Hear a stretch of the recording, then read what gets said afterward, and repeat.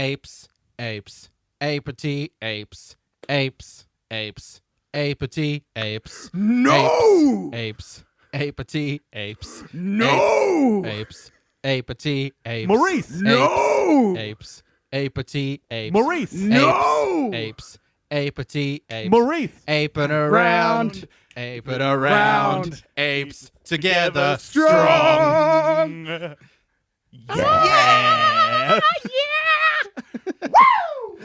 Yeah!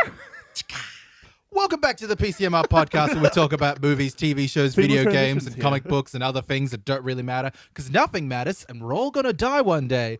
Today we're talking Bleak about outlook on life. War for the Planet of the Apes, Oh, what? the last in the trilogy of Cesar, Andy Serkis's Yes. magnum opus of Ooh. ape acting.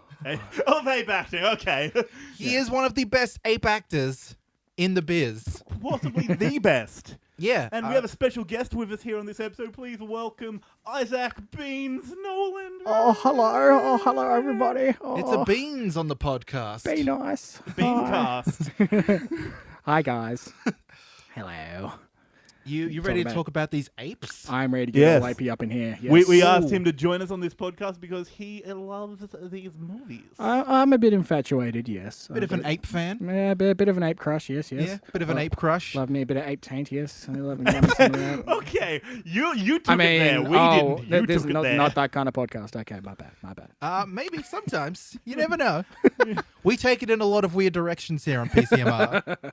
Great, no We holds try to barred. keep our options open about what topics we can talk about. Sometimes it's what are Spider-Man's specific power set? How strong is he really? Other times it's ape taint. Ape taint. So, you got to keep it loosey-goosey here at PCMR. We want to appeal to multiple different audiences. Yeah, we got to keep a wide demographic because our audience reach at the moment is small. Two. Little to none. Well, I'm glad this Shout is out to Rosa. Shout out to the fan. shout out to Kylie. Kylie listens. Shout out to the two fans. Shout out to my mum who listens to maybe once every 10 episodes. Hey, I'm sure our cats watch this as well. Like, I'm come sure they on. do. Oh, they're listening from the floorboards. Yeah. Shout out to Izzy and Chat. I'm glad this is a safe place, that This I is can a safe space. All safe right? space where I can a discuss wide my ape variety of sexuality. ideas. It's glad I can come out. Yeah, safe place on the internet. Like sorry guys, I just can't get over that big old red ape booty. We got a confession to make. This is actually an intervention. Beans, we want you to stop having sex with apes in the house. Never. No. Apes and beans together, strong. Is that the name of your sex tape? One of them. One of them. I think that's number 4. Yeah. Out of 50. It's a double-digit number. I know that much. So as I said, we are talking about War for the Planet of the Apes. This is the last time we will be seeing Andy Serkis playing Cesar. It's a trilogy, Aw. so beginning, middle, and end. We kind of knew what we were getting into here, but this is what a way to send out. I have to say that, in my humble opinion, these ape movies get better and better. Oh yeah, Like for they sure. learn lessons, they improve, they add new ideas, they find new ways to show us how smart these apes are. And for a trilogy that when it started, I didn't really have any affection for. I'd seen a couple of Planet of the Apes movies before. I'd seen the original. I'd seen the terrible Tim Burton one. I'd seen the one where it's underground and it's like there's a bunch of like albino Beneath people. the Planet of the Apes. Yeah, worshipping a nuclear bomb. I'd seen that one. So I didn't have high expectations Yeah. for Rise of the Planet of the Apes. Yes, me too, because I didn't get into them until a couple of weeks ago where me and Beans marathoned the first two because I was just like, Oh, yeah. Planet of the Apes, it sounds lame. But then when I actually watched them, oh my god, they're not actually lame. This is a intricately written and told story. And really, if you think about it, these are big summer blockbuster movies. And They they'd are. be big anyway just because of the action, the CGI, the explosions. But they've really... Yeah. They've really written in a good story, so it's not just your big summer blockbuster action explosions. Yeah, You especially get some this. deep acting moments and some really smart storytelling. Especially this final one is War for the Planet of the Apes. Yeah. if you look at like the landscape of where blockbuster cinema is at, it's very loud, it's very long, it's very bombastic, it's all about the star power. This film isn't about any of that. This is a very quiet film. It's a tiny bit about star power because I wouldn't say so. I don't know. Woody Harrelson's pretty big right now. He's getting some pretty decent roles around the place. He's up there, but like when you think of like why you went to see this film, why me and Beans especially went to see this film, it's because we were invested in these characters.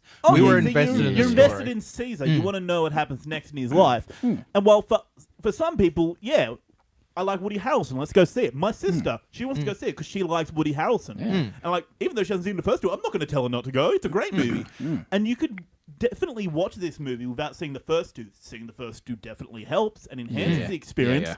But you can see it on its own. That is another great thing about these films is that each of these films, although they do work really well together as a trilogy, seeing the progression of the world from being controlled by humans to controlled by apes, they all work as standalone feature films. They all have a beginning, middle, and end. Yeah, and in their at story. the beginning of both Dawn and this one, it had like a little, writing. There's a little recap of previous saying, movies. Hey, here's where the world's at. Here we go.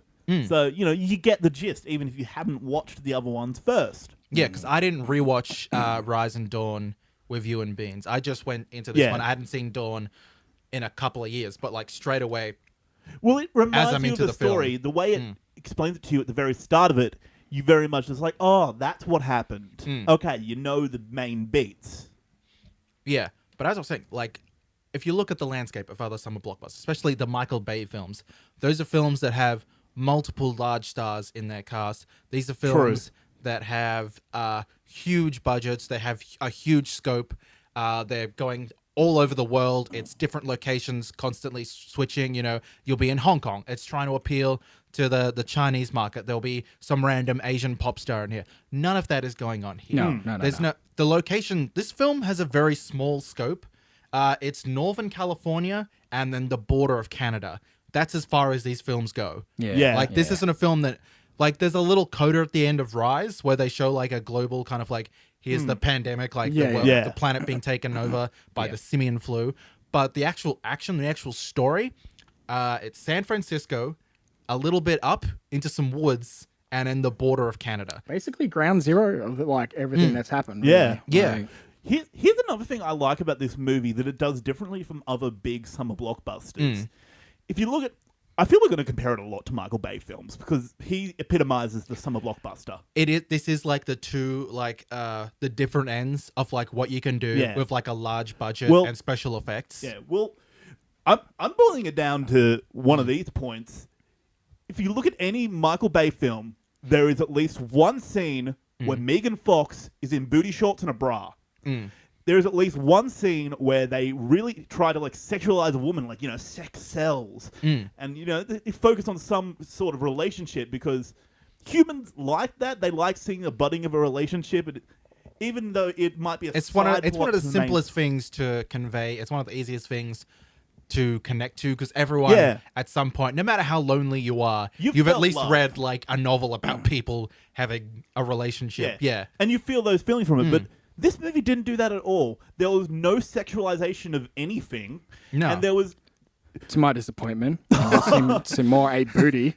Come on. There could have been more ape taint, I admit. Yes. I didn't want to say it, but I'm glad you guys brought it was up. very low. Not many ape taint. But I think they made up for it with the ape eyes. They did. That's But true. There's some really, I really gorgeous liked ape that eyes. this was a big summer blockbuster and it got by without having to have a subplot about a relationship or without sexualizing an attractive female. Oh, yeah. But to your point that we're getting at about comparing it to Michael Bay, you look at what Michael Bay does with special effects, with CGI, to create it's a similar kind of idea where it's like characters that are created entirely by CGI. These are like big budget Hollywood special effects needed to convey these characters. What they do with like a Transformers character, it's two-dimensional. They don't really have a personality. They have like one character trait that they're known for. It's all very like visually easy to convey. Yeah. What they do with these apes characters is like the complete opposite end of the spectrum. There's no catchphrases really. Or I guess apes together strong Apes is the Together one. Strong. But yeah, there's no like pop culture references. No. It's all about character. The CGI about- isn't used just to like show like something bombastic. It's all in service of story. It's all in the And service. this is also in service of conveying a good performance from these actors. Yeah. Because it really, the actor's performance and the CGI, it works off of each other. Like, as I just mentioned before, the ape eyes, they were brilliantly designed to the point that you could see all the intricate details of it that you see in a human eye when you look into it. The special effects for these apes have gotten better every movie. Like Rise, I was kind of like, yeah, I guess that looks like a chimpanzee, a monkey, I guess. Dawn, it was like, okay, that's looking pretty good. That's Looking pretty good, yeah. This movie, besides maybe one or two scenes with like Bad Ape and Cesar, I still feel like is the gorillas and Maurice especially. Maurice. I can't tell the difference between Yeah. a real orangutan and Well, Maurice. On that point, I think Maurice, out of all the apes, I think he's my favorite ape as far as looks. Like he does like get his emotions across while still looking very more realistic like an ape. Very realistic looking orangutan. Right In contrast to Caesar, which like we like me and you had a chat about this before. Like I feel like his face. You said I think it was you that said his face almost looks a little bit too human-esque. Was that you? Yeah. Like But you can kind of forgive that You can because forgive he it. is ground zero. He is the first ape that was like conveyed with this like simian flu kind of DNA and born thing. with the DNA from Yeah. that person. Yeah. Just real quick before we get back into it, I'm putting in a marker. Aiden, can you put your microphone down a little bit because it's not picking up your voice a lot? And Bean, can you put yours up just a little bit? Okay. Yeah, perfect. Sorry, I was just looking at the waveforms and your guys isn't picking up the audio as much. It should be better now. Okay, put another marker in. Yep. All good. Back into it. Sorry. Yeah, no, but yeah, like you can forgive it because it does look very realistic, can- but it's needed to convey as much emotion as they did, which they done very great. I can forgive it Excellently.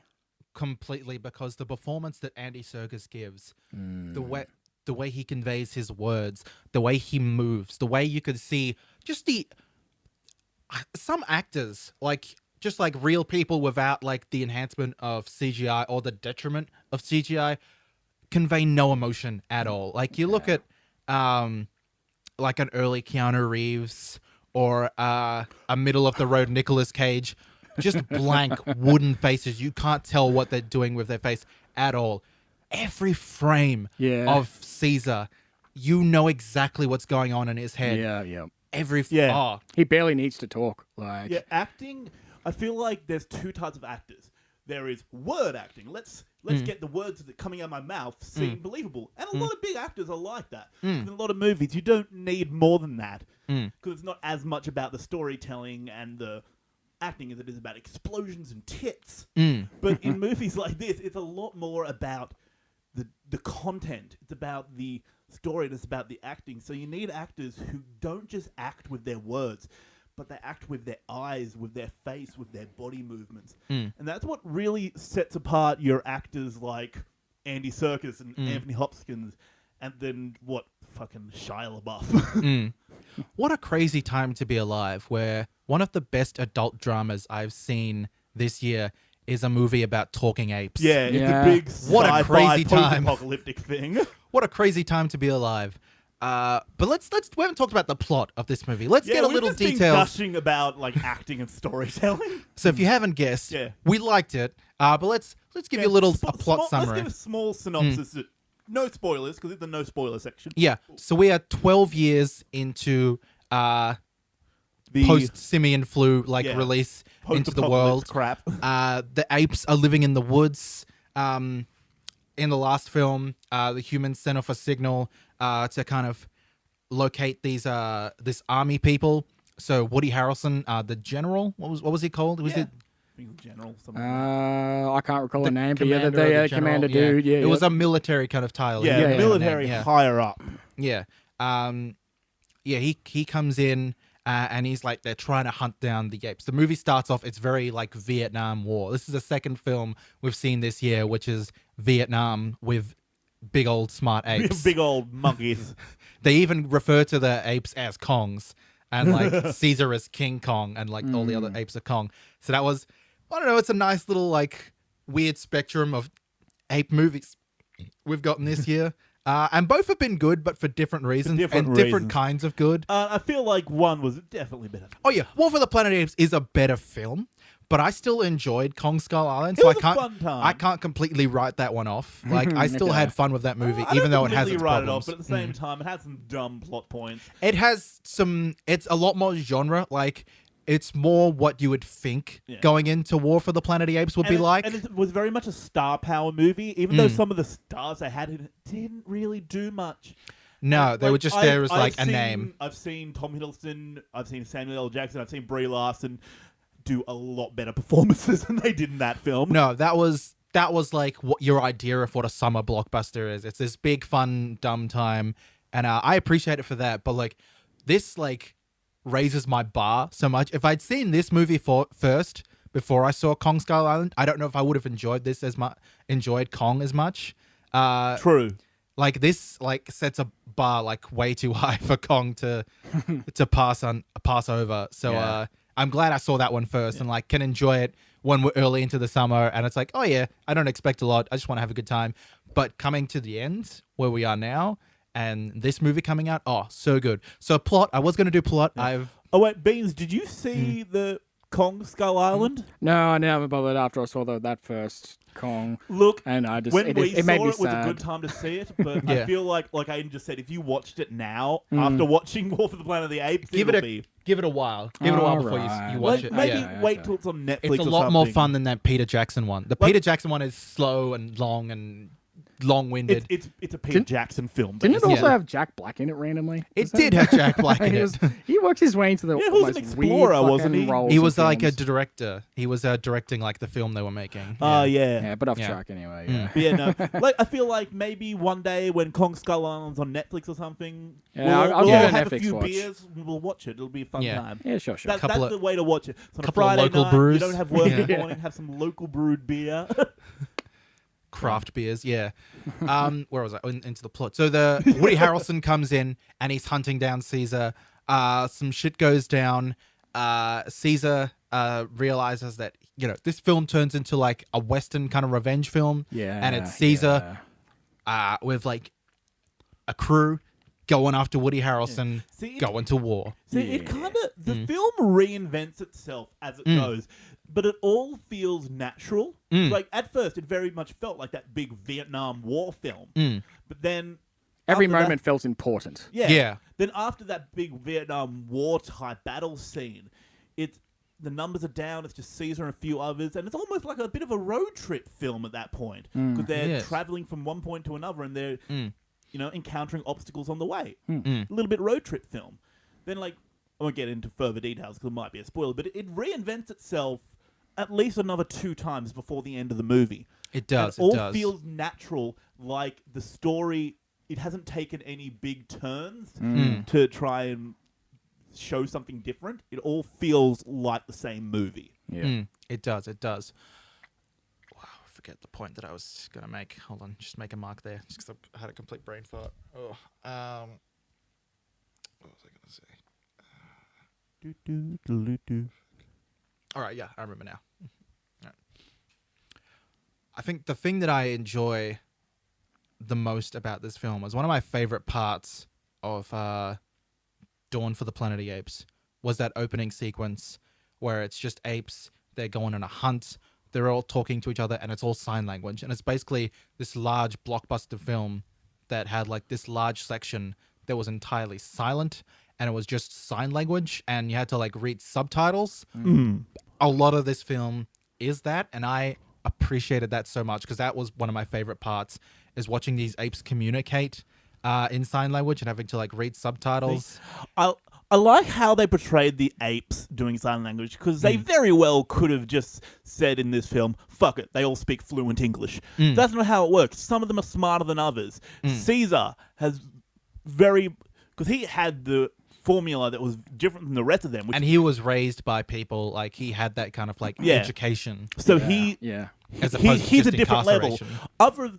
I feel like they all understand English, and some of them can speak small amounts of it. But I think it's really only Cesar that's purely fluent in English. It was Cesar, Bad Ape, and Oh, Maurice Bad can speak it, but he doesn't much. he doesn't choose to do it a lot. I feel like where Cesar has like Maybe more it was of a bit harder to animate. I don't think it's that. I think it's a character choice. Like for me, when I was watching that, it made more sense that like Maurice is a ape for apes. He doesn't really associate a lot with people. There's a character in the film, the small girl, who comes in, and that's one of the first kind of like His contact with humans is not negative. Humans. He had some contact in Dawn, but it was like kind of limited, and it was him kind of getting trust and kind of learning to appreciate them a bit more. Yeah, developing this relationship because, because like you say in the first one, he's really starting to show that interest, and then in this one, if he's going full caring, like So it felt entirely like a character choice to me. It feels like to me, Maurice is kind of Cesar can be hot-headed. He can get like when his family was killed, could be a bit hot-headed, and he was going for it. But I feel I feel Maurice can be a bit of a moral compass for him. Maurice is definitely, I feel like the Spock to Caesar's Kirk. Yes. I feel like. Like Cesar is making the decisions, but sometimes Maurice will come up to him and say, "Hey, that's a dumb decision." Maurice is the one who they have so much trust and respect for each other in their relationship that they can come to each other with stuff like that. They ask each other for advice. They trust each other's opinions, which is very much a real human relationship. And to see that these apes have evolved to the point that they can have deep, meaningful, intricate, complex relationships like this is really wonderful to watch. Yeah, their relationship between those two as well. It's like it's very representative of the apes together strong. Like because you want to show that Caesar is, whilst he's very smart, you also want to show that he's not perfect. No, and perfection is boring. Yeah, if there's any film that points out Caesar's imperfections the most, it would be this one. Yeah, he made bad decisions. Yeah, he made bad decisions, and it's only through his cooperation through Maurice's ideas. Like I won't spoil it, but like what Maurice does, that really brings everyone together, and ultimately that bond and what happens, which is what we'll talk about when we get spoilers, is what saves the day. Like that saves everyone, and it proves that point. Ape together strong, and it's not just Maurice, because like he's working together with all these apes. All these apes are bringing in different ideas. They all have different personalities. These apes you can tell the difference between them. Yeah. Like some of the character designs, it takes you have to notice certain things. Well, I feel like it's a very intentional decision that they made them all like have these defining physical traits that we could tell that's winter. Winter was white. Yeah, and it was like a smart decision. I feel like it wouldn't quite make sense in an ape society, but to have like the female apes, they've started like doing like little hair, kind of had like little braids on the side of the head, which was smart. It's it doesn't entirely make sense probably scientifically. But as like a visual cue to help your audience, I appreciate it so much. Well, and like it feels like to me like maybe like because they're developing this intelligence, they're becoming increasingly more human. They are developing their own society, their own culture. And maybe with that comes like the feel to make yourself look pretty, because that's a very human thing, caring about your appearance. So maybe as they develop and they get more intelligent, they start to care about their intelligence. But care about their looks and like, let's do braids or something. That's gone along with the whole becoming self-aware as well. Definitely, becoming self-aware of the looks. There's so much differences that happens once a species reaches the point of self-awareness that it just things explode and you become self-aware. You're aware of yourself, aware you are the environment that's around you. That's what really separates humans from animals at this point in our evolution. That self-awareness, yeah. I just really enjoy how, those great little character distinctions, because it could be very easy to get lost into which character is which, but they've made smart decisions. So a lot of the apes are different species. So you'll have the gorilla, you'll have Maurice, which is an orangutan, and then you'll have a couple of chimpanzees, but they'll have different kind of facial features. Yeah. Is it blue eyes or what's the? Trying to remember, because there's Cesar, Maurice. I forget the gorilla's name. what was his son's name? Was it his son is Blue Eyes? His son is named. Wasn't his son named after another emperor of Greece or something? Not sure, to be honest. Let's IMDb. Let's Yeah. IMDb it. Yeah. Me and Beans will fill in the blank air while you talk. One quick thing I've Google. noticed between this movie and the first movie, there's a bit of a mirror between some certain scenes. Like in the first one, there's how like he first arrives at the enclosure where he's been put after that the whole attack, and when he's like starting to break all the apes out, how he gains that big gorilla's trust by breaking him out of the cage, sort of thing. Yeah. Through his like influence, what he does. Well, like in this third one as well, towards the end, this isn't really a big spoiler, but there's a big bad ape. And that ape ends up, helping him out as opposed to being an enemy. It's a similar idea. Caesar gains his trust. So he gains his trust, exactly. And he, that ape sort of breaks free, from the certain type of control that he is under. And yeah, I love how you're putting it in words that doesn't quite give it away. I appreciate I'm trying. that. IMDb update. Woody Harrelson's character name was the Colonel. Colonel. And Just the Colonel, right? And the original recipe. Rocket was the character I was thinking of. Rocket was like the other kind of soldiery, kind of war council for Caesar. And then Blue Eyes was his son. I was correct. Wait, there. the little son or the son that may or may not the have little died son, the son he had in the last film. Okay, Not cool. the new one. Yeah. Because the new one, his name was Cornelius. Cornelius, that's what I was thinking of. That's There we go. yeah. That was the Greek emperor you were thinking about. Yeah. Let's talk about Nova and like the thing how because I don't think this is a spoiler. They start discovering these humans that can't talk. So that's the very big story beat and plot point in this movie, that they find it's the road trip part of the movie. They come across a man. They end up having to kill the man. Not a spoiler, I don't think. They go inside and you see this little girl, and we saw her in the trailers, and they realize that she can't speak. So Maurice wants to take her along with them because he's like, as I said before, he's a bit of morality in this. He has a moral compass, and he's like, I can't leave her here. Even if she's human, she's small, she's innocent. This isn't her war.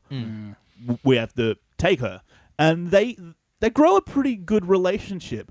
And I feel like that's very much showing that even in this world where apes and humans are kind of at war, they can still get along. And it's very much as Caesar says, he did not start this war. At the moment, he's only fighting to survive. Definitely. The soldiers are coming after him. They're understandably scared. They're understandably afraid of these apes. They don't want to, humans still want to be the dominant species on this planet. Definitely. That's why their catchphrase in this film is, we are the beginning, we are the end. That's their kind of chant. Yeah. That's their apes together strong. which I I like. I liked it. I especially liked in that second trailer where they have that competing kind of dialogue of like, apes together strong. We are the beginning, apes together. Oh, so good. So like showing like the two kind of like chants of the two sides of this war. But the thing I really like about one of the things I like about bringing in this kind of new kind of plot detail of these people that can't speak, not only does it serve the plot, not only does it move the story forward, it's this great kind of Easter egg reference to the original Planet of the Apes, where in those films, when Charlton Heston comes back down to the planet and he meets people, they can't speak, they cannot communicate with him. And this is a reference to that. That's this film trying to explain Why that was. Yeah. The simian flu, it evolved. It wasn't just killing people off now. Is that a spoiler saying that here? No, because the simian flu it's a big thing in the other films. If you haven't seen those other films up to now, I don't know. It's not really a spoiler, I'd say. That the simian flu is what's making them not be able to talk and decrease in intelligence. No, I wouldn't say it's a spoiler. I guess we all probably guessed it. Like, what else would it have been? But yeah, it's this great kind of way to bring in. I feel like a lot of films, they try to bring in like references, especially all these franchise films.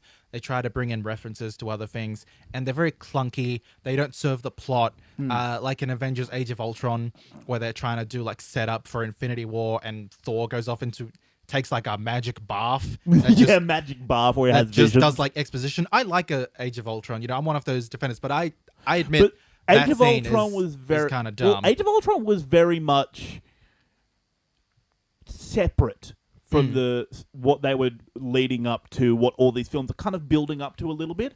Because if you think of anything, like including the first Avengers and onwards, they've all really been setting up Infinity Wars because they've all had like this freaking Infinity Stones and whatever.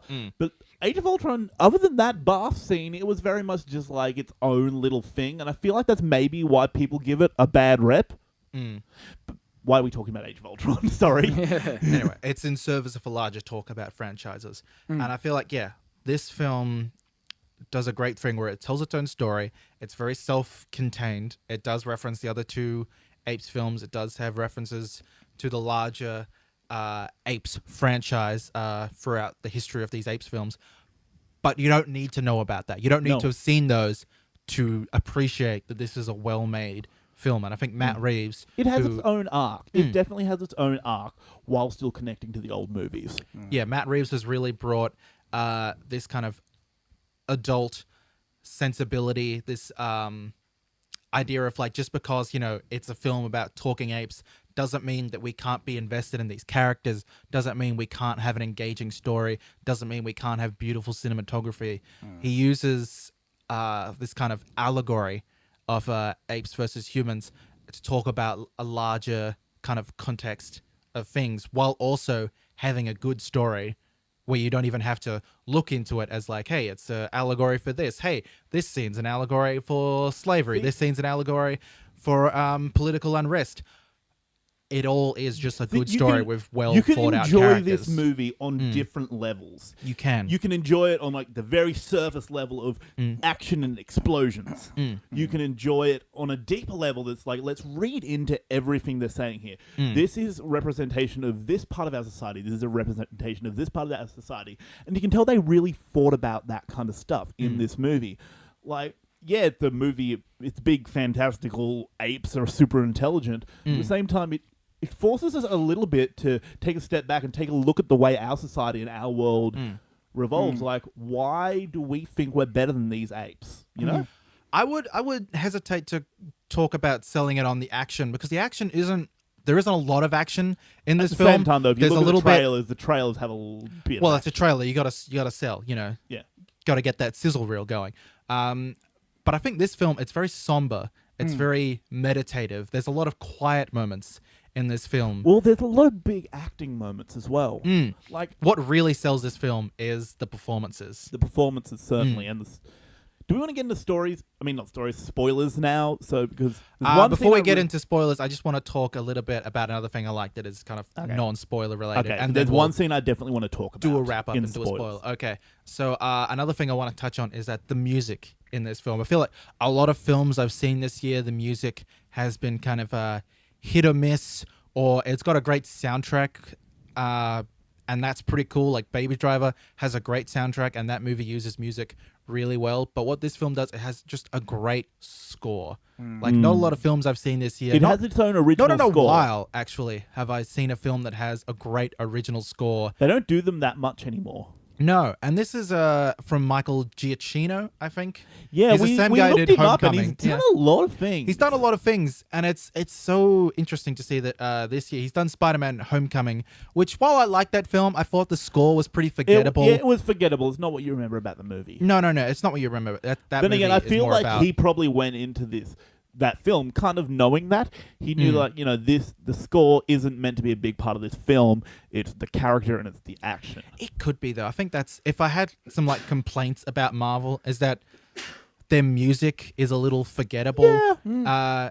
Like every now and then I'll have like a good score. I feel like they don't use it correctly. Like the Avengers score is a great score. The Captain America score is pretty great, but they don't utilize it well enough. They don't use it in the advertising. I feel like they just don't focus on it, They could, I feel, though. Like they could go like a Star Wars. Bean's got a point.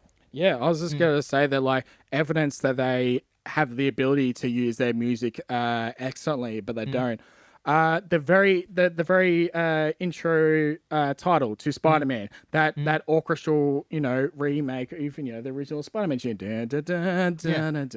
Like, did that not get you so unbelievably keen pumped for that movie? Oh, Right? we were watching that before we went. Like, you put it on in the car, Aiden, I remember. Yeah, like So that pumped. theme. Yeah. Like, imagine that. Imagine something like, even if it was just either that or like maybe a faster, sped up version to go with an action scene or something like that. Wouldn't that just make make the scene that much better? Like, I was watching a video recently that was talking about Avengers and how they utilize that Avengers theme, and it's only used in like big, wide, epic scale shots where like it's not distracting you from dialogue or it like enhances a scene. Every scene that they use, like the main score, it enhances the scene, and the score has like these two parts to it. The first part was just kind of somber, like that da da da da da da da da da. That's used in like the shield parts, and in the second half, that's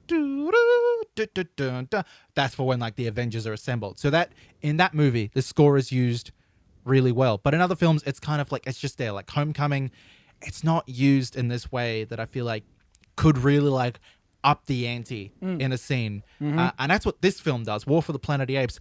Every time the score is used, it's these like nice long wide tracking shots of like the apes walking across a beach, and you'll have this like swell of music, and it's got this kind of old school kind of vibe to it as well at the same time. I enjoyed the soundtrack to this movie so much. I'm gonna let out my audio nerd for a second. Yeah. This is what I really like in a movie, in a score, and a soundtrack. The use of dynamics and silence. Because there are points where silence is much more appropriate than music. Some films don't get that.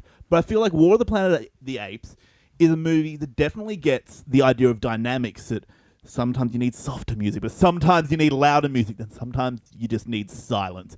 And just that use of dynamics and that use of silence can really help enhance a scene, because it can affect your emotions. Like if it's silent, it could be creepy, it could be somber. But if it's loud, it's fast, it's action, So very much dynamics and silence plays a part in this film soundtrack. Definitely. Well, do we want to get into a little kind of a let's wrap up before we get into spoilers? Yeah, let's do it. Overall thoughts. Beans, do you want to go first? Well, with I think the soundtrack of War for the Planet of the Apes has always been one of my favorite parts of it. Especially even like towards the end, the way it ends as it cuts to the credits, it's just that real soft piano that usually these movies like they have ended on that real soft piano sort of tune. It really drives home that the somberness mood of the whole entire movie. Like exactly. I feel like almost with that first note hit at the end at the start of the credits really just encapsulates the mood of like all the movies. Like, it's so minimalist, but it's just that one note is all you need. You instantly go into that moody sort of feel that you've been experiencing all throughout these movies. Well, and it's just like I said, with dynamics and silence. Exactly. Yeah, it's part of the storytelling. It's part of trying to trigger some sort of emotional reaction from us, the viewers. I think like the overall idea in War for Planet of the Apes as well, like that's really driven home towards the end, is that like how even after all this, nature is going to win, and and towards the end, like how like pretty much it's shown in many different ways, not only in this movie and at the end, but like all throughout the movies, is that the humans have pretty much done this to themselves, and nature has punished them for it, especially with Woody Harrelson at the end. I won't go into it. Yeah, but what his actions towards the end of the movie. Some sort of poetic justice. Yeah, we'll say it's a representation. That pretty much that last scene with him is like the representation of like humans as a whole throughout all these movies. Like it's the cause and effect right there, or just encapsulated perfectly. This movie, it's. Just a quick note on the second Planet of the Apes movie as well. Yeah. Some would consider it the weakest movie of the three, and I wouldn't go against them, but that movie needed to exist in order for this movie to be what it was.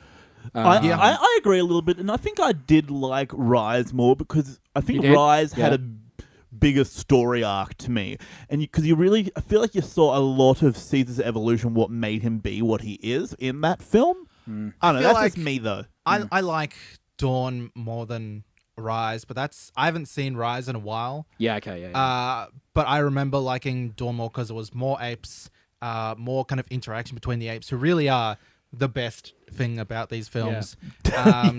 undoubtedly. No James Franco, which James Franco's okay, but if he's not there, I'm okay. I like fine, John I'm Lithgow. fine, yeah. John Lithgow's pretty great. I remember him being pretty great in these films, but I remember the humans being a little not as three-dimensional as Cesar, as the apes are in this film. So I feel like as like the human interaction has gotten less and less, I've enjoyed these films more and more. Yeah.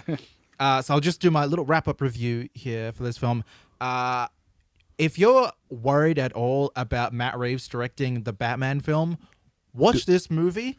All your fears will go away. Matt Reeves has created a somber, dynamic, beautiful film. I spent half this film very teary-eyed. I felt every emotion. The cinematography is beautiful. The CGI also beautiful.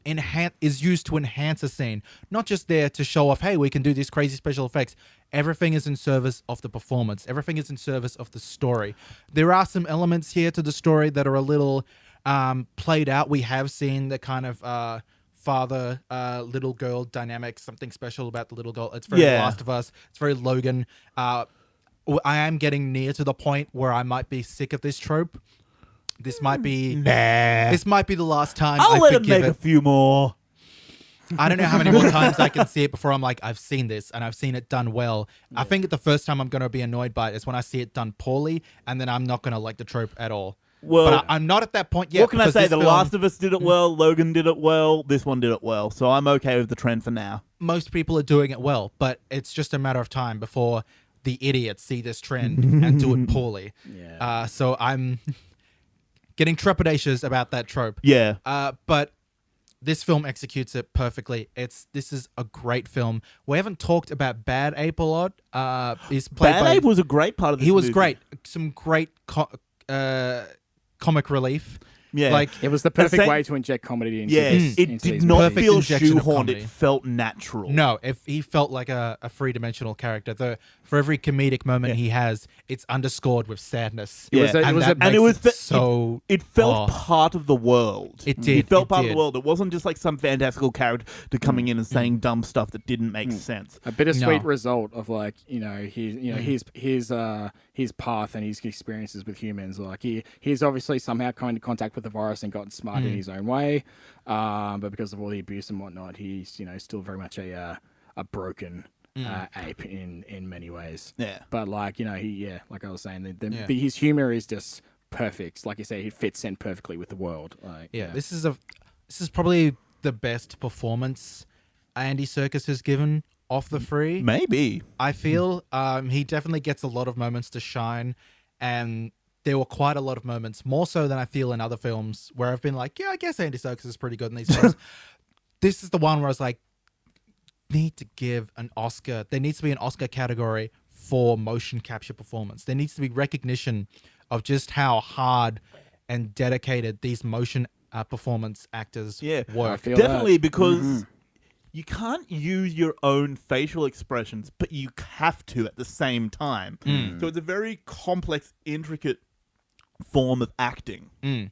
And the physicality of getting that kind of ape motion. Andy Serkis, like he was talking in an interview about it, how like he would put weights on his wrists and on his ankles to get that kind of physicality to make it work for him. And then you see like the way they have to, like the get up that they wear. Like a lot of actors, they get into character because they have the costume, because they have like all these sets. A lot of the time for these motion capture performances, He's in a green suit they're with in a dots all over green it. suit with dots all over them. They're not on location. That's filmed later. They're in like some like gray room. They're acting it out, and to still get a performance looking that ridiculous, to give a performance this emotionally honest, amazing. This is I give this film a 9 out of 10. It's beautiful. It's one of the most beautiful films I've seen this year. It's a great kind of antithesis, the antidote to the Michael Bay blockbusters of the world, which uses its money and its CGI to convey a well thought out story. A See, cure to the disease that is Michael Bay films. It is. It really is. This is a 9 out of 10 See, for me. I like this thing in filmmaking now, how we're getting more of these directors and films that are telling stories in a way that we as humans have never told stories before. And this is very much what you and I will probably call almost one of our favorite directors, Denis Villeneuve. Just Sicario and Arrival, the two films he has seen, he crafts a story in a way that you wouldn't think of it, because you think of a story, you think beginning, middle, end. But especially in like Arrival, he blurs those lines and just he shows things in a strange order, but that makes sense with the story. And there's so much underlying subtext throughout the story that it's just everything isn't always what it seems on surface level. Sometimes you have to dive a bit deeper. And it's that kind of intricate storytelling, I love that, because it makes you actively view something. These Michael Bay movies, I know we keep mentioning it, that isn't very much of an active viewing experience. No. It's happening in front of you. But this, you're very much actively viewing it. You're thinking about everything. Every moment has weight. That's very much what it is in these kind of storytelling that's coming up lately. Every moment has weight. Every moment has subtext. And these directors think about that because they want to create a story that is a work of art. And I think that is what Matt Reeves has done in this movie. He has told a story, created a story in a way that it's not just a story anymore. It is a work of art with layers and subtext. And it is just enhanced even further through these brilliant performances. Because these actors, they cared about the story as well. Oh, yeah. Every interview you see with Andy Serkis, he cares so much about this character, about motion capture performance. He sells you. And like, and if you're not sold, just like listening to us talk about it, watching trailers, listen to watching us gush about it. Listen to Andy Serkis talk about how to perform like an ape and how much he's thought about it, how much he's thought about the process, the physicality, the emotions, how he's supposed to construct words, the pace with which he can say them. He is so dedicated to this character. And Woody Harrelson as well. He was fantastic. I love Woody Harrelson as an actor. And it's mostly a very minimalist performance. But I think thanks a lot to like the directing and the tone that the film conveys, it enhances his performance. See, the story and the cinematography and just the general vibe of everything, it works with and against the acting. So it can really just enhances it like that. In case you didn't realize, I love great storytelling. I love intricate, complex storytelling that makes you think about what you're seeing and dive a little deeper in your mind. So I almost want to go a 9.5 out of 10. Almost. Go for it, man. I'm going for it. Go for it. I've gone for it. 9.5 out of 10. Do you have a number rating, Beans? I think I'd probably go around 8.5 to 9. Yeah. I had a great time all the way through it. It's the first movie this year that actually did make me cry. Yeah, it's... You didn't cry in Logan, you stone cold son of a bitch. You didn't cry for huge Jackman?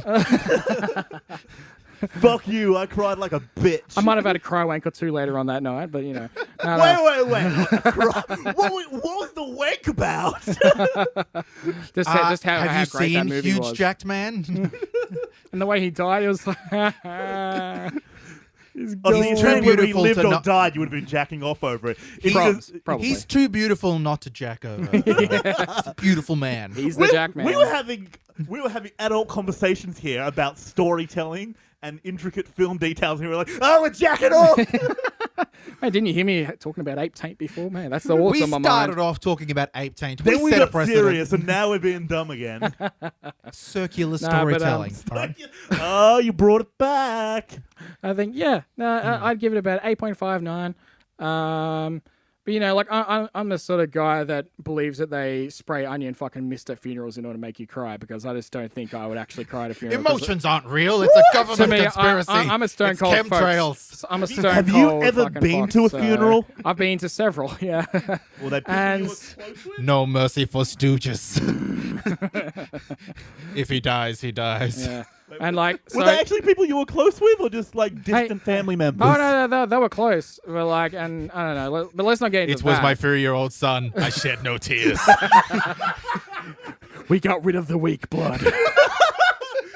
We're cleansing the bloodline. Darwin strikes again. You were stone cold. Right, and and for a movie, that's why we called him Steve Austin.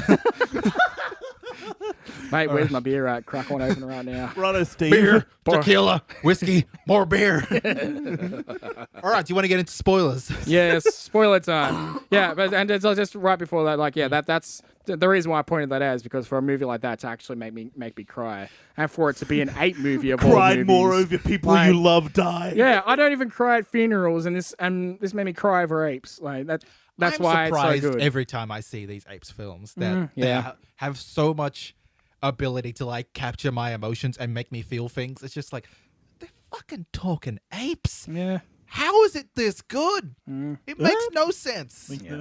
Here's the scene I wanted to talk about. Yeah. All right, yes, spoilers. Yes, spoilers. The Beep, beep, beep, scene- beep. It's good. Go Spoiler see alert. it. Go see it. Come back. Listen to this part of the review. All right. Yes. The part where Woody Harrelson basically does a 5-minute monologue of exposition. His villain speech, really. His villain speech. Yeah. I love a good villain speech. I love a good villain speech. Maybe Marvel can learn from that.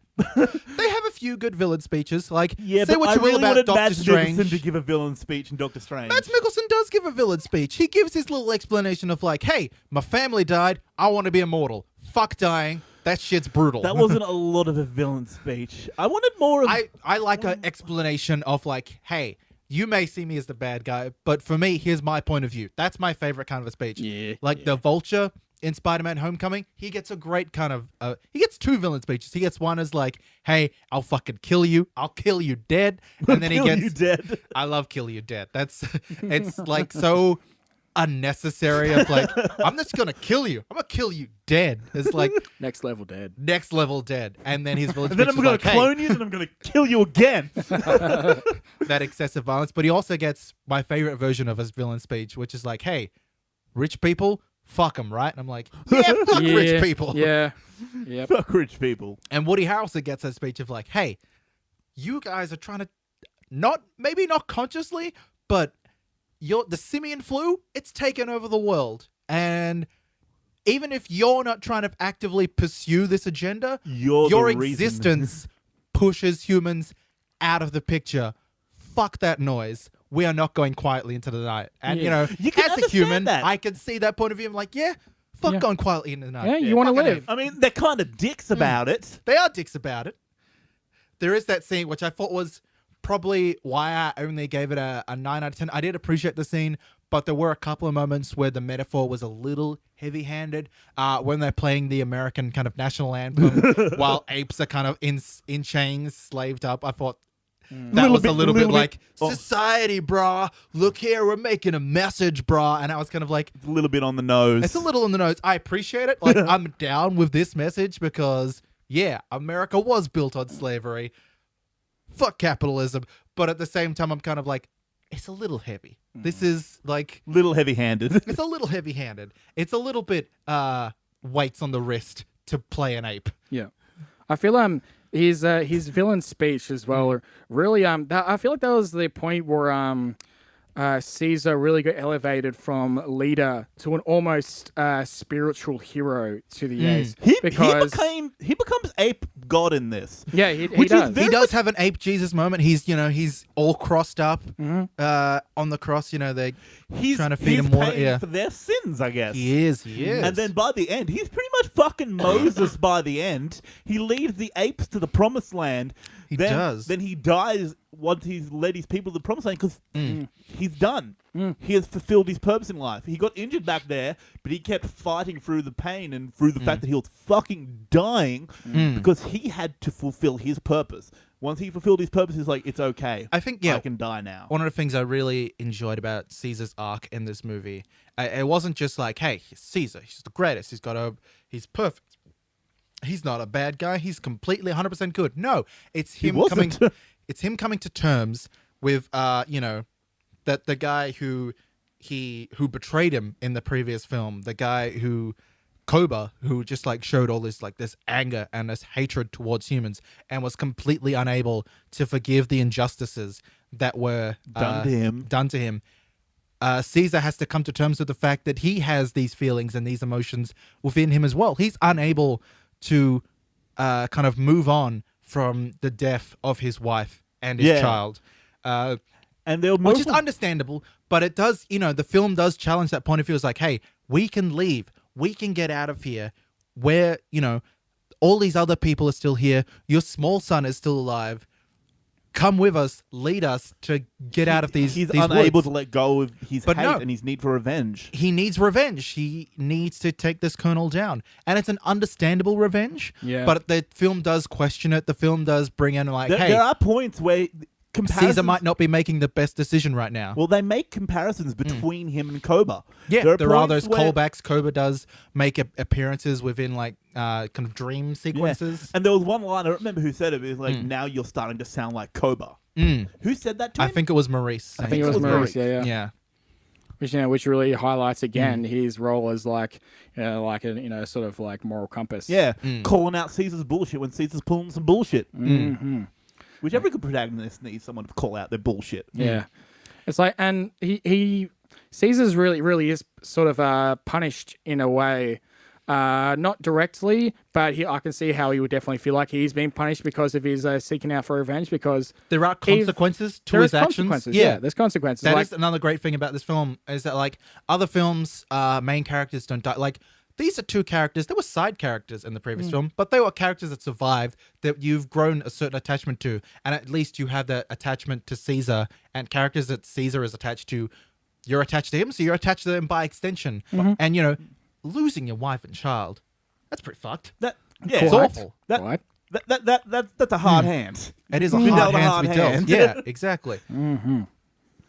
The- He has that that kind of that consequence. Like he doesn't lead his apes, so they get captured. They get put in this prison internment camp. That's kind of his fault. There's like a second chance they have where like he is able to escape, but he doesn't. He goes and he seeks revenge, and then that later is the reason he gets It gets quite shot. literally blows up in his face. It blows up in his face. It does. Yes. Now, I want to get back to something I mentioned before in spoilers that I couldn't finish. The way that the movie reinvents itself throughout. Because like we said, it starts kind of like a big Vietnam War film. Then it kind of evolves a little bit into a road trip film. Then it evolves into like a prison break film. It is. Then It towards is. the It end of does the have prison those kind of three distinct arcs. Well, like that first act, it's a Vietnam kind of war film, that kind of ilk. It's even got like the soldiers have like monkey killer, like they have nicknames like written on their head. all the monkeys have donkey written on the back. Yeah, of the them. monkeys are on their side have donkey written on them. You have that second act, which is very kind of like road trip western. It has that kind Definitely. of that slow kind of western build to it. You have the crew riding the white hats riding out against the black hats, kind of a thing. And then you have that third act, which is it's a prison film. Prison break film Yeah. at that point. And it's they all feel connected. Everything flows into the other really well. It's just a really well told story. It really is. Do we want to talk about? We talked a little bit about Bad Ape, but we want to talk about like the tragedy of Bad Ape a little. Yeah, that his whole bittersweet thing that he's got going on. Like, it was the perfect way to inject comedy into this series. Like, it's having the funnies there whilst having also the back parts where like, this monkey has been And it's- brutally treated, and like it's in his name. It's his namesake. Like he's just Because that's what they called him. They called him Bad Ape. yeah, like he's just abused that much that he's taken that on, into And his it's such entire a good idea character. for a film like this, where like there isn't a lot of comedic relief, but because it's dealing with like a lot of heavy topics like revenge and death and sacrifice and this idea of civilization and humans as a species coming to an end, you need a little lightheartedness to just kind of like help you breathe. But at the same time, that lightheartedness is kind of dark and so sad. it's so in tinged by itself. sadness, so it still fits within And like the every greater time context. you laugh, Yeah. it's like, oh, it's so sad. It's like, oh my god, oh, Bad Ape.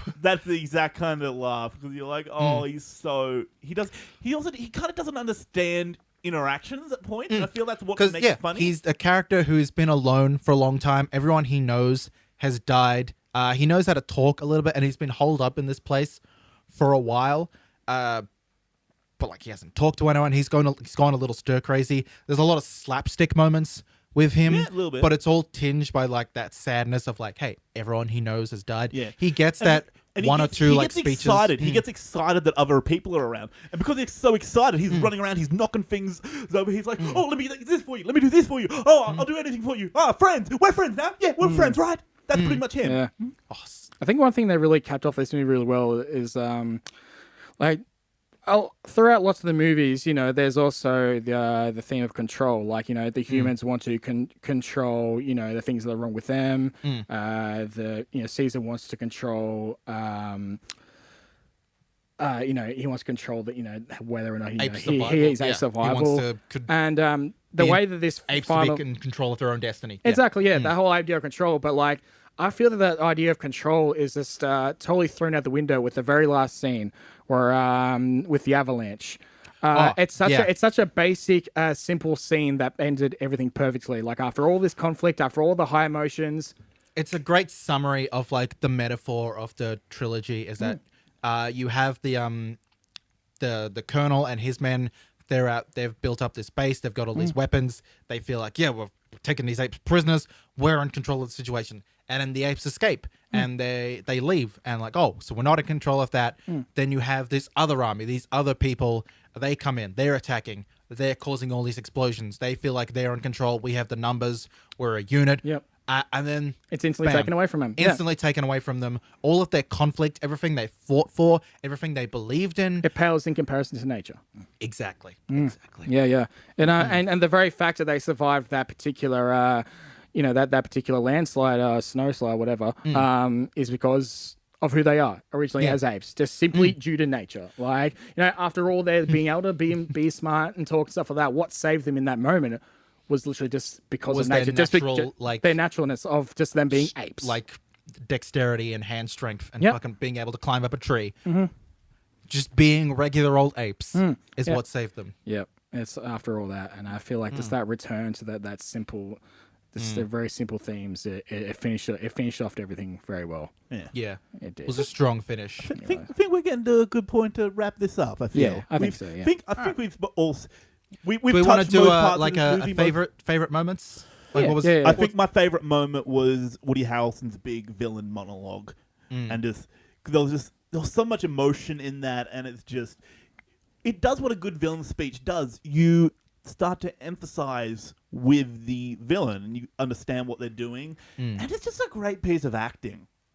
I love great pieces of acting, so that was my favorite moment. Yep, I think my favorite moment was it's the moment and everything that led up to it, like the colonel being finally being infected by as a result of holding that doll, like you know how that child was the seed of his downfall, sort of thing. The very thing that he was trying to kill ended up being his downfall. Poetic justice that what he was so afraid of. And was what eventually killed him. It's a great thing for Cesar as well. It means that he didn't have to do the thing that Cobra would do, which is kill someone. It very much helped him let go because he had the gun. He could have killed him, but he was like, no. I'm going, instead of letting my revenge consume me, becoming a victim to my own revenge, I'm going to step back. I'm going to let it go. And that is the epitome of his arc in this movie. Yeah, I'm going to let it go. Learning to let go of his anger and his hate and having to move forward and look after what he has left. Yeah. There's another mirror with that scene as well in the first movie where they're on the bridge. And he walks up and he sees like the main guy of the James Franco. The main guy who owns the business, the main guy who approves all the projects. The Indian guy.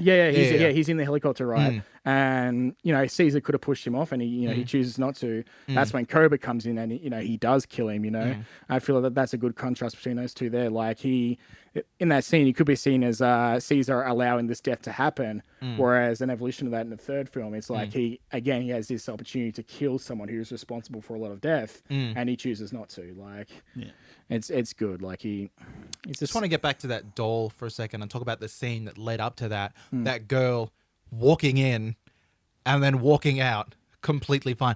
What a tense scene. So tense, and what a badass she is. But or lack of security, depending on how you look at it. It was a little bit kind of like, where are all the guards? And like in my head, I had like a CinemaSins kind of moment. Like as the scene was going on, I was like, where are the guards? Why have they not seen this girl? This is supposed to be a giant like military secure facility and they've just like a little blonde girl walk in. What the hell? But I did like it that like on that level that you're tense throughout that whole scene. You keep expecting her to die, and then they subvert that with her just being fine. Like, you've just built up this expectation that a dark and horrible thing is going to happen, and then when it doesn't, you get this kind of little sigh of relief. That's what I mean by complex storytelling. A complex story, it subverts your expectations. Where from modern cinema, we're used to this happening. We expect this to happen. But it also knows when to like let what you expect to happen. At a certain point, it has to. Because it's just too much otherwise. But yeah. What was your favorite point in the movie, Aiden? My favorite part of the movie? I'm pretty sure it's the moment where like you get that kind of all the apes doing the apes together strong symbol, putting their fists together. I love a rise up moment, like any kind of like a minority group just going like, nah, fuck this. We're going to rise up and we're going to take over this joint, you see? I love any moment like that in a film. So yeah, that was probably one of my favorites. Ooh. But I also really like the discussion Cesar has with Bad Ape, where Bad Ape decides to help them and take them to the place. There was just so much, like such a good performance by Steve Zahn as Bad Ape. So much, he was able to be like comedic and keep that kind of Bad Ape voice while at the same time having so much sadness behind everything he says. What I really liked about Cesar in that scene is he could have very well just straight up said, oh yeah, this guy killed my family. I'm going to go get him. Can you help? He didn't say that. No. Because that's not how people talk. No, there was a build up to it. There was emotion behind every word, every sentence. Yeah, it's very much... I think you showed me that Nerd Writer video, which talks about how people talk in movies versus how they talk in real life. Yeah. People don't need to talk exactly how they talk in real life in movies. Like, you look at like an Aaron Sorkin or a Wes Anderson film. That's not how people talk, but it's entertaining to watch. So it's not necessarily you need people to talk like they do in real life, but there needs to be emotional honesty in the way that people talk. You need to be able...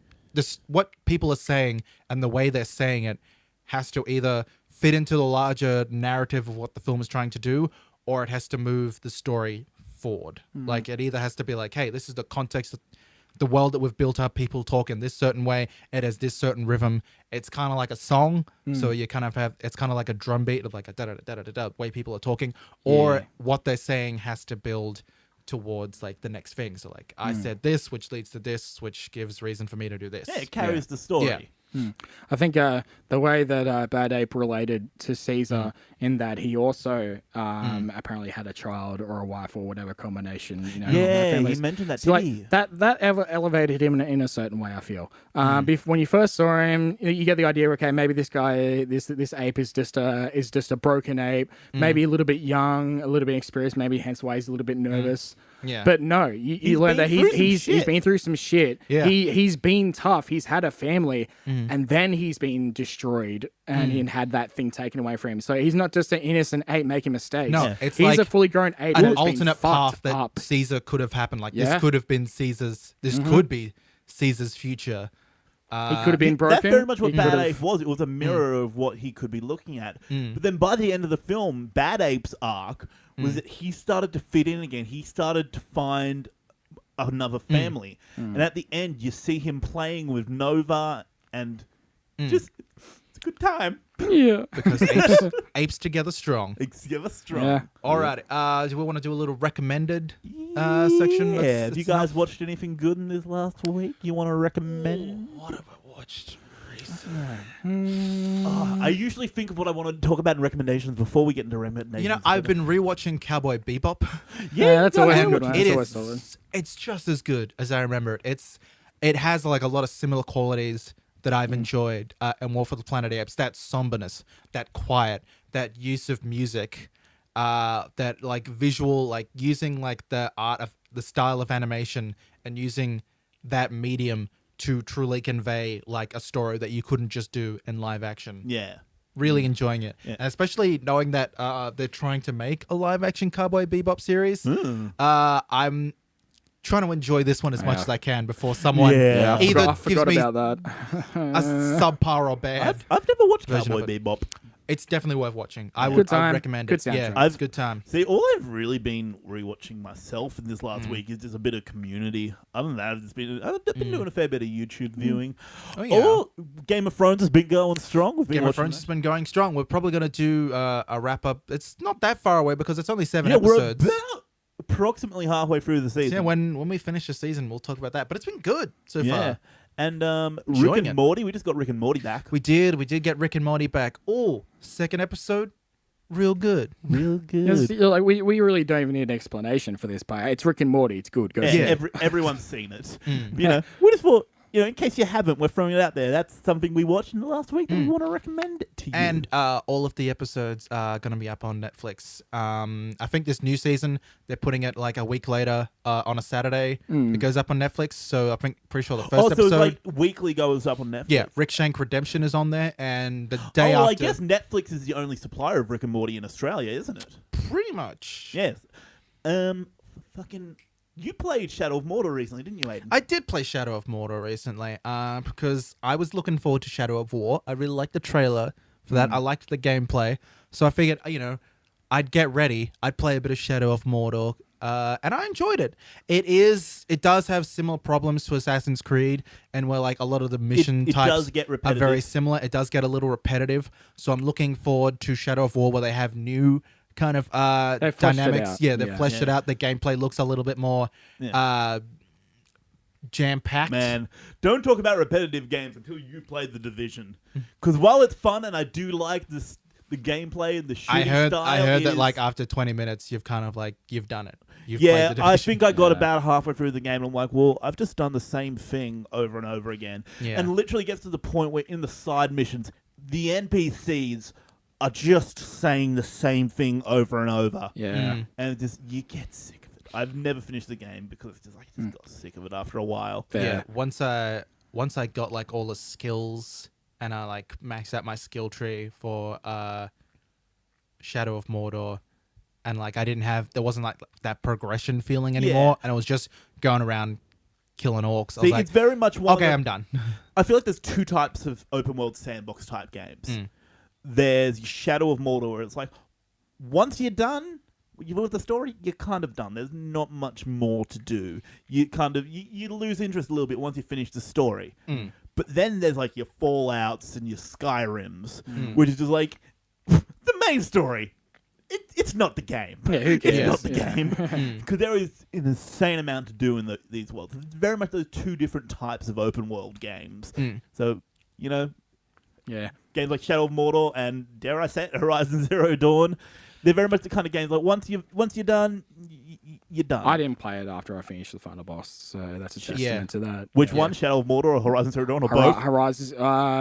Yeah, no, both. Yeah, actually. both for me too. Yeah, because I think the last boss, the Shadow of Mordor, was just so underwhelming for me. So underwhelming. That's why I'm looking forward to I Shadow think of War. I want better boss battles. Like if I could have a complaint about Shadow of Mordor, I like the general gameplay. It very much was that kind of Arkham City, Arkham Knight, Arkham series of games. Like even down to like its attack.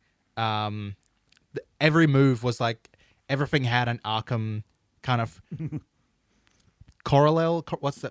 Correlation? Correlation. That's what I'm looking for. Yeah. I felt like Batman, but with a sword and killing people. Yeah. But it's still fun. Like it was nice to have play that kind of gameplay style in a different setting. Because I don't have an Arkham game right now, so it's nice to have something to do it with. Yeah.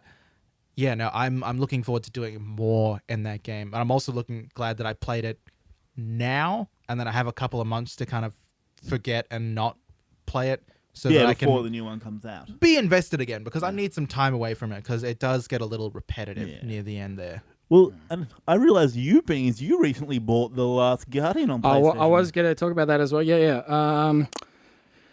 Look, like I enjoyed Shadow of the Colossus a lot. It really encapsulated my interest, just because I started playing it by myself in a dark room, and I just really got into the world. See, I think once they release the remaster for Shadow Colossus, I might get it because I have heard about how great it is. Oh, it's a great playthrough, and I feel like I'll very much enjoy it more if I play the remaster version than if I actually went back to PS2 and played the original one. Because I reckon so, because like it is a grand game for its time, sort of thing. But product of its time, so it wouldn't hold up to my modern standards. My eyes hate bad graphics. Like just even the first Wolfenstein, which is a PS4 game, comparing that to like the it was like trailer a launch title, I think, for Wolfenstein, the New Order, the New Order.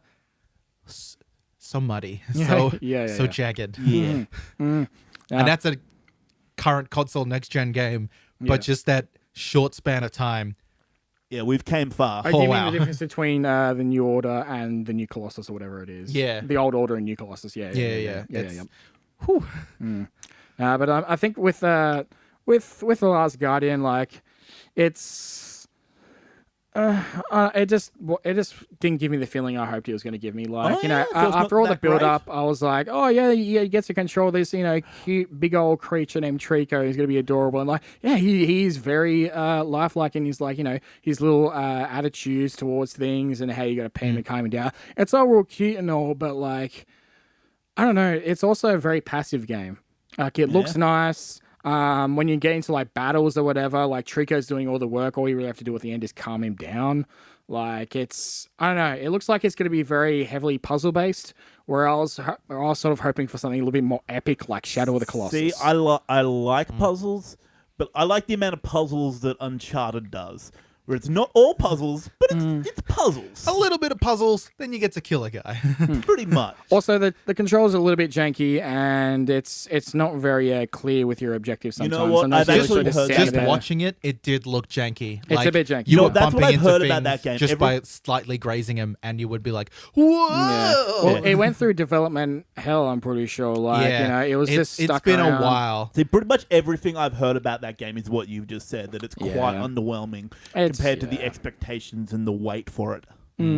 Yeah, like there's a couple of things that have happened in the game so far. Like, for example, it looks like there's another Trico-like creature getting around, and it makes me think, what if there was like some... Oh, I don't give a shit. The game I'm not going to play. Yeah, I'm not going to finish it. I'm not going to finish it, that's for sure. But it'd be cool if like it built up to maybe like an epic battle between like your old little Trico creature and this other one or something like that. So just Pokemon? Yeah, like giant ass Pokemon. Like, I suppose that'd be cool.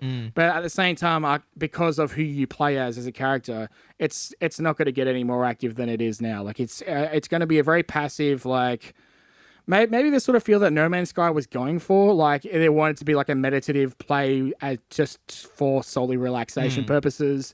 Maybe something like that. You chuck it on for half an hour, you solve a couple of puzzles, you look at a cute cat, dog, relaxes you, exactly, calms you down after playing something crazy like Doom. It's like, it's a nice pace changer like that, but it doesn't really give you anything else. I feel like I haven't played the game through all the way, obviously, but like I've played like the first 2 to 3 hours of it, and I don't know. I feel like I should be at least have my attention grabbed by that point, and it hasn't. So I love how we call this section recommendations, but it's really not recommendations. It's just like, what we've been consuming lately and what we think of it. Yeah. That's pretty much what we use this section for, because we're like, we want to do a movie review, but we also kind of say, here's the other media we've been consuming, what we thought about this. But yeah, no, that's I'd say I don't recommend that game, I suppose. Yeah. You think you might? No, I don't. Return it? I won't return it. Like, I'll touch on it every now and then to progress the story a little more, see if anything else exciting happens. Yeah. I think the only game I've ever returned is God of War 3, and just because I finished the game and I looked at it, I'm like, I know I'm never going to touch you again. Great game. You were a good game, but I know I'm never going to touch you again. Name of your sex tape. And on that note, if you want to contact us, tell us what you thought of Cesar, whether you're strong as an ape or if you think apes are together are strong. You can find us on Facebook, facebook.com/PCMR podcast. We're also on Twitter @PCMR podcast. We have a website, PCMRpodcast.net. You can find our audio on YouTube. We're on iTunes. We have personal Twitter accounts. I'm at Aiden's Vlog, AIDANSVLOG. I'm at MeMan125. And you can find me on you can find me on Flakebook, Instabam, and Shitter. That's where I'm just tweeting on the toilet. That's where you'll find me. It's a very interesting Twitter feed. Shitstagram, Oh, you yeah, may yeah, call no, it. Yeah, it's thoughts whilst on a throne. Yeah, it's What's on a front? thoughts on the throne. You know what? Yeah, that's my new show. Look out for it. Beans' YouTube Thoughts on the series. throne. Coming this summer. Right, I'm done. One bean sits on a toilet. Upon his porcelain throne. And ponders terrible, terrible thoughts. Guys, I'm crowning right now. Hashtag throne talk. I don't know. Where can they find us, Aiden?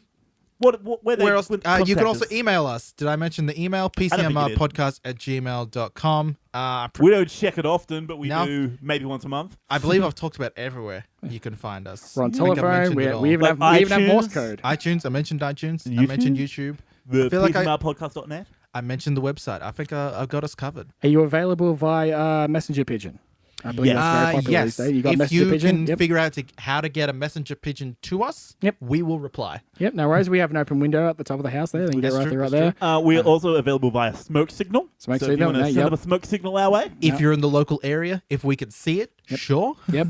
Morse code machine. You got that? You got that ancient shit? Get right on it. If you We're right want there. to, as well as send us Morse code, actually send us an email with that decoded. That'd be great. We'll respond to that. We don't have the technology to decode. You have to do that part. No, first. we're very low tech here. This is all recorded on coconuts. yes, coconuts into a palm tree. Yeah, we're actually in I PG didn't know right Pro now. Tools came on Palm Tree, but it really does. Yeah, they're expanding the market. they really are. They really are. Yeah, they got the Australian eucalyptus edition now. You don't even need a palm tree. You just That's get, true, that's you true, Got yeah. your local trees there supporting local growth. You know, You got to support your local you got trees. to support local. Yeah, Support your Yeah. local trees. That's what we'll end on. Support your local trees. support that tree, yo. And with that, we bid you farewell. Apes together strong.